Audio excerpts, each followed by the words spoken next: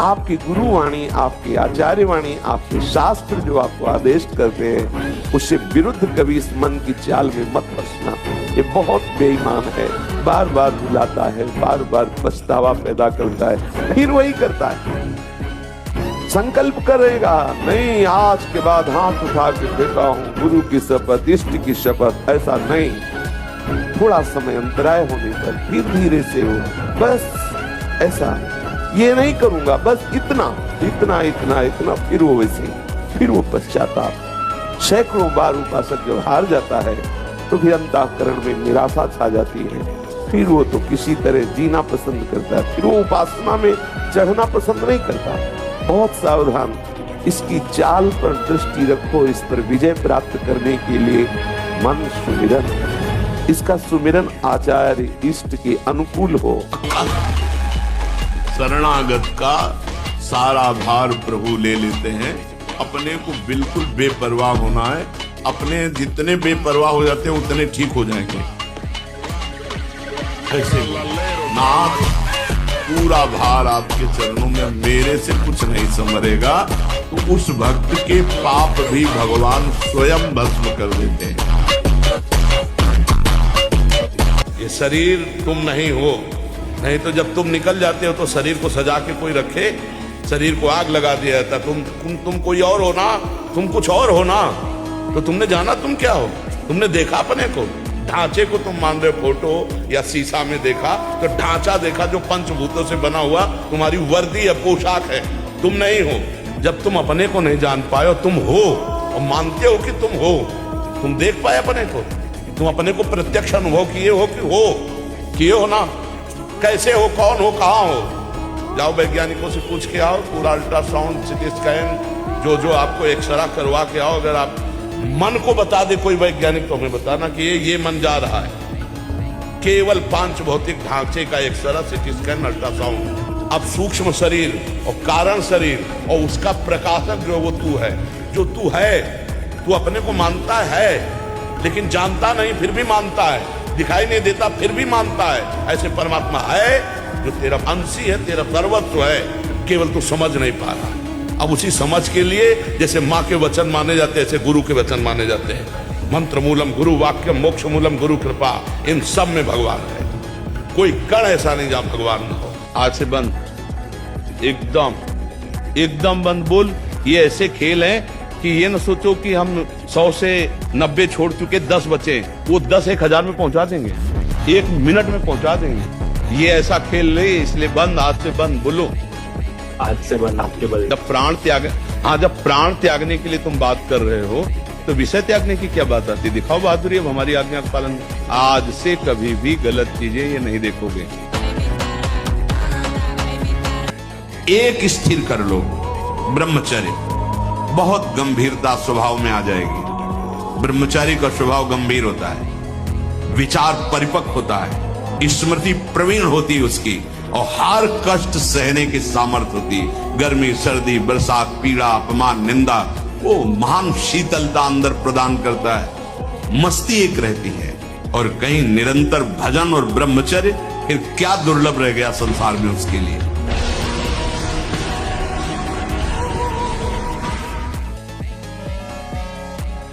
मन के कहने में कभी अपने आप को मत फंसाओ। जब तक ये प्रभु की तरफ आपको प्रेरित ना करे, तब तक इसको अपना दुश्मन मानकर इसका विरोध ही करते रहिएगा।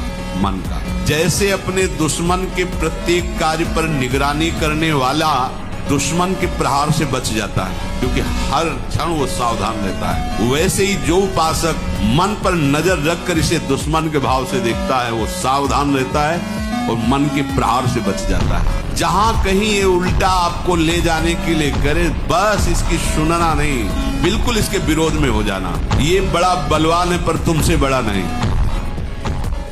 ऐसा गौर वर्ण कर्पूर गौरम करुणा अवतारम, साक्षात करुणा बपू हैं भगवान से।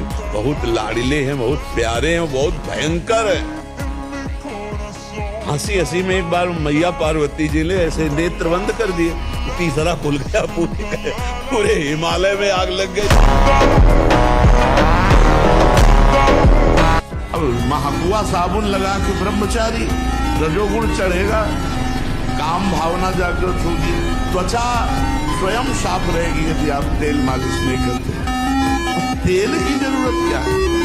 ब्रह्मचर्य तो तेल की जरूरत है। सर्दी अब शुरू नहीं हुई हो, गीजर से स्नान प्रार्थना हो।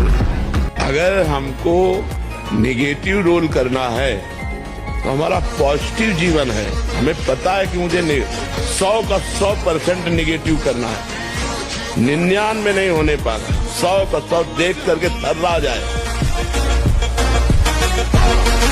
इस मार्ग पर, अध्यात्म मार्ग पर, आनंद मार्ग पर चलना चाहते हैं, तुमको एक इंद्रिय के संयम के लिए 5 इंद्रियों पर संयम करना होगा, ज्ञान इंद्रियों पर। एक बात सुधारने के लिए, ब्रह्मचर्य का रक्षा तभी वो उपासक कर सकता है जब सर्वतोभावेन ब्रह्मचर्य होगा। एक जनेन्द्रीय के ही ब्रह्मचर्य की पुष्टता का जब आप लक्ष्य कर लोगे तो उसकी पुष्टता के लिए आपको सर्वतोभावेन ब्रह्मचर्य धारण करना पड़ेगा। सर्वतोभावेन नेत्र का ब्रह्मचर्य, जो नेत्र किसी को भी देखकर भोग कामना कर लेते हैं, भोग बुद्धि से देखते हैं वस्तु को, व्यक्ति को, किसी को भी, ये नेत्र से व्यभिचार हो रहा है, इसीलिए सावधान रहना चाहिए। जैसे नाटक, सिनेमा आदि हैं, वहां तो जान रहे हो चित्र हैं, पर उनमें जो अभिनय करने वाले जन हैं वो तो संसारी जन ही है ना। उनका पहनावा, ओढ़ावा, हाव भाव, अंग प्रत्यंग, अगर आप भगवत भाव से युक्त है तो संपूर्ण सृष्टि में कहीं भी दृष्टि जाए अपने प्रभु की भावना होती है। और वहां तक पहुंचने के लिए आपको ये त्यागना होगा ना। आप किसी का अनुकरण न करें, आप अपनी स्थिति को देखें। अगर आप किसी का अनुकरण करते हैं कि हमने उनको देखा है वो टीवी देख रहे हैं, तो टीवी में क्या देख रहे हैं, कहाँ स्थिति है, हमें क्या पता। हमको जहां पहुंचना है उसके लिए हमारे लिए बाधक है, हमें नहीं देखना है। अगर आप माना कि कोई नाटक ही देख रहे हैं तो ये सीरियल ही देख रहे हैं, और उसमें अभिनय करने वाले तो संसारी भोगी पुरुष ही है ना। आप कोई त्यागी जितेंद्रीय महात्मा को थोड़ी देख रहे हैं। तो उस देखने में तन्मयता आती है, जिसको हम देखते हैं उस पर हम आसक्त होते हैं, तभी तो उसका सुख दुख अनुभव होता है। देखो कोई ऐसी रोने वाली सीन आए तो रोना आ जाएगा, हंसने वाली आ जाए तो हंसना आ जाएगा, ऐसे तो उसका प्रभाव हम पर पड़ रहा है ना। तो हम किसी के अभिनय करने वाले के अंग प्रत्यंग को देख रहे हैं और वो कामुक होकर कोई काम चेष्टा कर रहा है या कोई ऐसा, वो सारा का सारा मन कवर कर रहा है आपका। और एकांत होते ही फिर जो मन अपना मनमानी करवाएगा आप नहीं सह पाएंगे। इसलिए नेत्र का ब्रह्मचर्य सबसे पहले शुरू कीजिए। भक्त को ये विविध प्रकार की बाधाएं सामने हरि ही खड़े करते हैं कि देखो मेरा भक्त किन युक्तियों के द्वारा इन बाधाओं से मुक्त होता है। संसार के प्राणियों में भक्त की महिमा प्रकाशित करते हैं और मार्ग में बलवान बनाने के लिए प्रभु ऐसा खेल खेलते हैं। एक बार तुम कृष्ण बोलोगे तो कई बार कृष्ण तुम्हारा चिंतन करेंगे, पर मिलेंगे तभी जब मिलने की प्रबल लालसा में कोई लालसा अन्य न रह जाएगी। तभी शर्त है। अगर आप कहते हैं मुझे श्री कृष्ण चाहिए तो देखो और कुछ चाहिए, और कुछ चाहिए तो ये बात झूठी है। जब श्री कृष्ण चाहिए तो फिर और कुछ न चाहिए, ये आ जाएगी। नियम लो कि ये काम तो हम करेंगे ही नहीं, और स्वयं से जो हो होने दो। चुपचाप कुछ लंबा समय तक धैर्य पूर्वक रहो, खान पान संभालो, दंड बैठक मारो, दौड़ लगाओ 2-4-10 किलोमीटर, शरीर को मतलब थकाओ, और वो गंदे काम मत करो। शांति से रहो, कोई नशा न करो। बिना ब्रह्मचर्य के भगवत चिंतन नहीं होता, ध्यान रखना। यह हम अनुभव की बात कहते हैं। ब्रह्मचर्यहीन चिंतन विषयों का ही करेगा, उसकी क्षमता नहीं कि वो सच्चिदानंद भगवान में अपने मन को लगा सके। और ब्रह्मचर्य, आजकल ब्रह्मचर्य कहाँ कोई देख रहा है, बेविचार देख रहा है, मोबाइल में बेविचार देख रहा है और आचरणों में उसी को उतार रहा है। छोटे छोटे बच्चे, एक 12 वर्ष का लड़का कहा था मैं बहुत परेशान हूँ इससे, थोड़ा हमारे गर्लफ्रेंड है और मैं हस्तमैथुन भी करता हूँ तो इसलिए मैं बहुत 12 वर्ष के बच्चे हो, तुम्हारी गर्लफ्रेंड है, तुम्हारे गंदे इतना गंदगी बढ़ रही कलयुग में। जब सुनने को मिलता अपने को तब पता चलता अपने तो गुफा में बैठे हुए, हवा भी नहीं लग रही कि वृंदावन कृपा सिंधु है।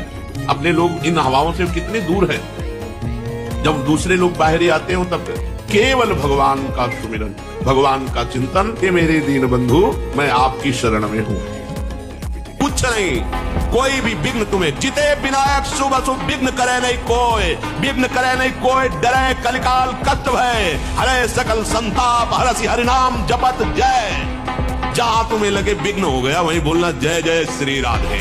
ये देखना विघ्न जो है वो तुम्हारे लिए मंगल विधान कर देगा, क्योंकि साथ जितने हैं प्रभु के सेवक हैं, कोई भी विघ्न विनायक ऐसा नहीं जो प्रभु के विमुख होकर के तुम्हारी हानि पहुंचा सके। मान्यता है, तुम जैसी मान्यता करोगे वैसे तुम्हें दर्शन होने लगेगा।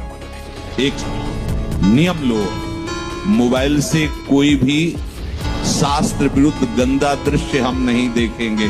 श्री जी को साक्षी करके वृंदावन धाम में ये नियम लो कि हम व्यभिचार संबंधी, गंदे आचरण संबंधी, भगवत विमुख करने वाले दृश्य बातें हम नहीं देखेंगे।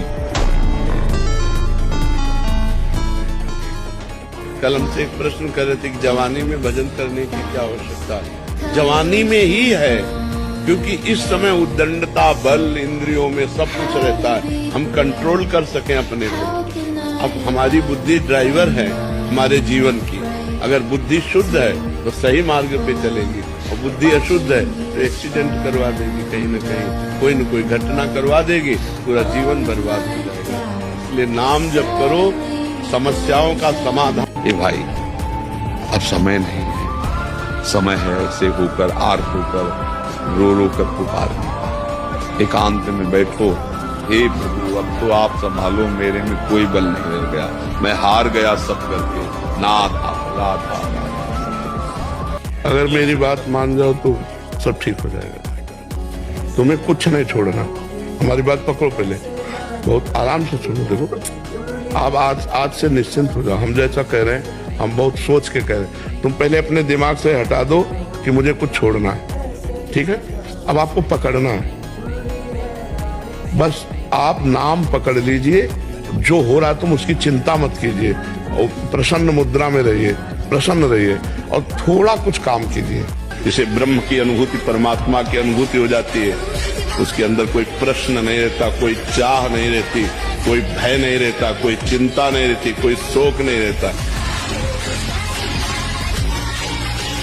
कोई किसी को दुख सुख नहीं देता, उसका कर्म ही उसको दंड देता है। तुम जो एकांत में पापाचार कर रहे हो, वही जब वृक्ष रूप फलीभूत होगा तो तुम्हें ऐसा दंड देगा कि कोई तुम्हें बचा नहीं। अवश्य मेव भोक्तव्यम, अवश्य भोगना पड़ेगा। एक ही उपाय है, बस भगवान की शरण में हो जाओ।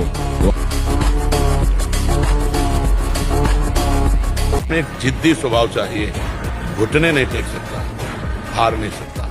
मैं भगवान का दास हूं, अविनाशी का बच्चा हूं, तो गिरा नहीं सकते। कितनी बार गिराओगे, जितनी बार गिराओगे उतनी बार हम बलवान होंगे, उतनी बार हम वो सूत्र देखेंगे, अब मैं फेल कहां से हो रहा हूं, निकल जाएंगे। निश्चय करो, अब तक जो समय हमारा व्यर्थ गया गया। अब मैं मोह ममता में, भोगों के राग में अब समय व्यर्थ नहीं जाने देंगे। अब तक जितनी आयु गई गई, अब हम मुझे पश्चाताप नहीं करना। बस ये स्वीकार कर लो, अगर एक श्वास बची है तो एक श्वास में भगवत प्राप्ति हो जाएगी, एक श्वास में भगवत प्राप्ति हो जाएगी। क्या अब जितनी श्वासें बची हैं वो केवल प्रियालाल के लिए, बस राधा राधा राधा। हमें घबराना नहीं है, हमें निश्चय करना है कि अब तक जो व्यर्थ आयु गई, समय गया गया, अब नहीं जाने देंगे। अब लो नशानी, अब ना नशे, अब नहीं। क्यों? क्योंकि प्रभु की कृपा से ये अविद्या की रात्रि, मोह की रात्रि अब खत्म हो गई है। इतना सौभाग्य मिला इसे, फिर भी नाली का कीड़ा नाली में ही खेलना चाहता है, हृदय जलता है। नाम मिला, रूप मिला, लीला मिली, धाम मिली, इसका कोई महत्व नहीं। घृणित नाली जैसे भोगों के लिए ललचा कर फिर उन्हीं में घसीटना, उधर जाना, धिक्कार है ऐसे जीवन।